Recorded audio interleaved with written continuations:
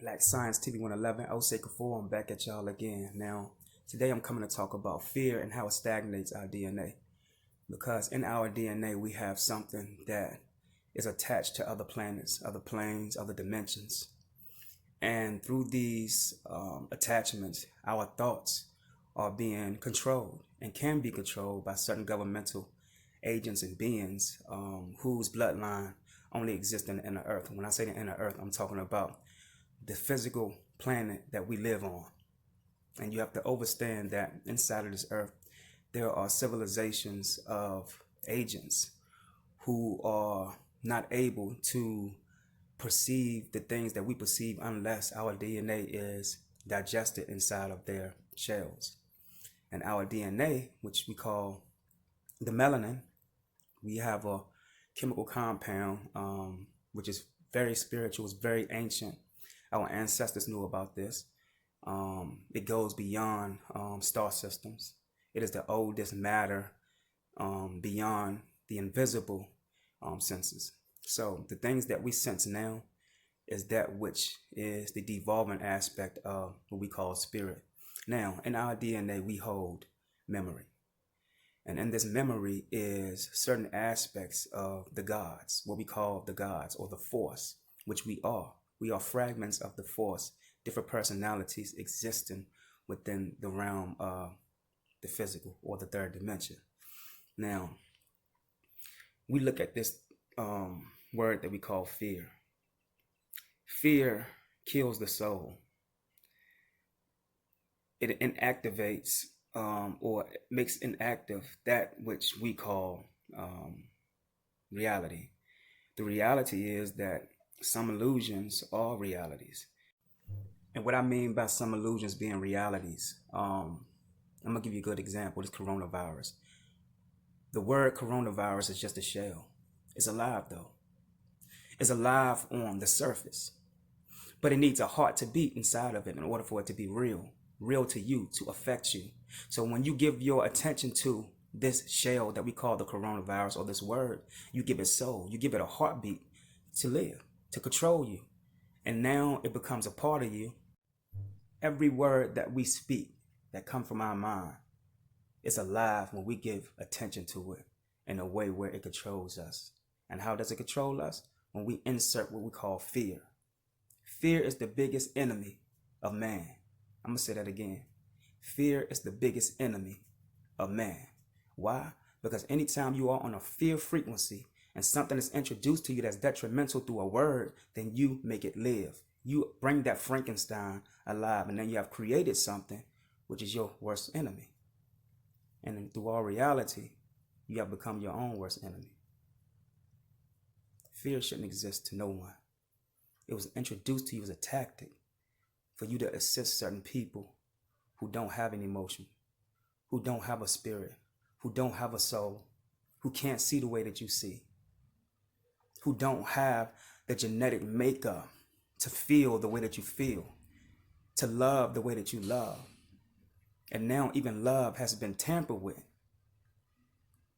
because love has now become a part of the emotional jurisdiction or the emotional realm. And love at first started out as a non-emotional entity. It was something that we used to feel each other, to see without seeing, to feel without feeling. Do you get what I'm saying? So, to go into the realm of thought, every time that we think, something is being altered in the universe. Every time that we react on our thoughts, we are moving something that we can't see. And that thing that we are moving becomes a part of us. So every time a word is introduced to us that is detrimental, right? And we put our thought into it with fear and give it a heartbeat, it becomes us. So now we are seeing us in its lowest form and we become that virus. You are the virus that you fear now. Now to go on about the inner earth, my brother Patrick Johnson. In the inner earth of this earth, because remember there are various earths that is identical to this one, but the time causes the frequency to move in different directions. The people on these different earths think differently due to the different minerals and resources and elements on these different planets that we call Earths. Now, in the inner Earth of this previous one that we are on, there are entities, there are beings, there are civilizations, right? That in order for them to come to the top of the Earth, and I spoke about this before, they will have to take up bodies with DNA, with melanin, in order to see or to be able to adhere and adapt to the elements on top of the Earth where we are. So without our DNA, without the black market organ harvesting business that is actually taking place or connected to the inner Earth governments, these beings cannot come to the top of the Earth and take on human form. So there are humans among us, right? That is not human. They walk among us. They mimic us. As Nas said, they mimic us. They are in Hollywood, right? They look just like you. And you might stand amongst them and go home and feel drained. You might stand amongst them and go home and fall out and die. Why? Because they are able to see in your aura the things that you can't see in your aura. Because you don't take the time out of the day to study yourself, to see the things, a part of you that is invisible. There are other things a part of you that is not here. It's a spiritual DNA, right, that is used by these vampires in government to be able to live. So they are sucking blood from you, right, to be able to see where you are about to go next from this dimension. Because even though you are here, you're going somewhere. Even though you are here, you are going somewhere. And this might go over a lot of people's head, but when I say going somewhere, I'm talking about the you that is here and the you that is not here is going to be going somewhere and disconnecting and finding each other in the future. And it will become a deja vu moment. So you're going to split with certain parts of yourself that's here and then come back to certain parts of yourself somewhere else. And you're going to hear yourself say something that's familiar. And you're going to say, wow, I heard that before. Why? Because it came from you, the part of you that you split off from in this realm. You exist everywhere. And once you master yourself, you'll be able to feel yourself that exists everywhere. The many yous that exist everywhere, you'll be able to feel that. And another thing I want to touch on is spiritual health. Our health has a lot to do with more than what we think the physical body. Every time we eat this processed food that they give us, we change the atmosphere. It's more spiritual than anything. These people know that we're starting to eat better, eat healthier, right? So it's affecting their earth. It's affecting their environment. And so it's opening up certain doors.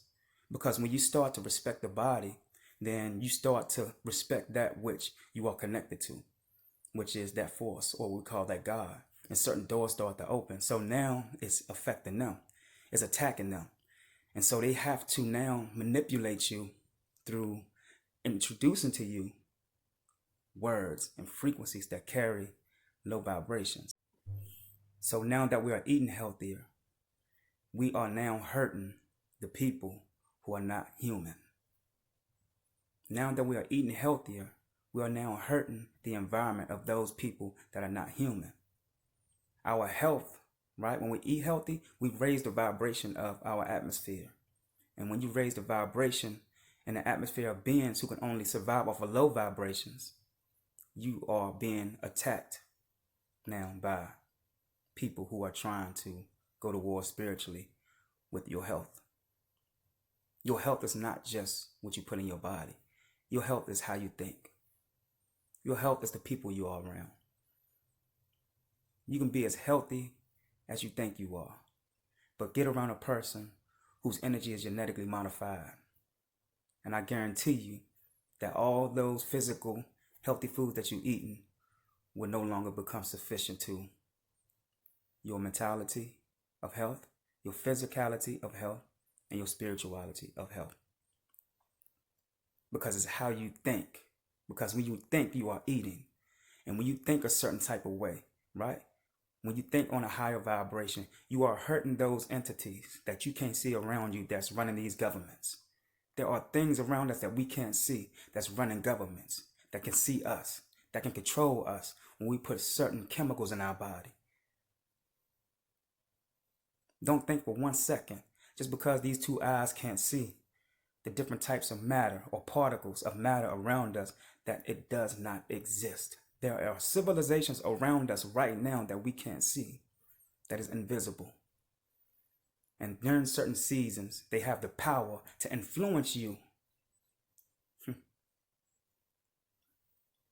the way that you are influenced by their governments that they control. They can make you act a certain type of way through the things that you eat. They can make you dream a certain type of way because they are trying to get into your dimension. They can control your dreams, and you will wake up not knowing what happened in your dreams, or wake up with a blank, not knowing or having memory of what happened in your dreams, because they intercepted your dream. They pushed you out the way and went into your dream world and did something to you that you can't remember. You have to be careful of the people that you magnetically attract, because it could be the same one that you are in bed with, that is an agent sent to you. That was an agent that was assigned to be sent to you to stagnate your evolution of thought, to stagnate where your soul's supposed to be. So with that much said, Black Science TV 111, Osei Kufuor, I'm out. Peace.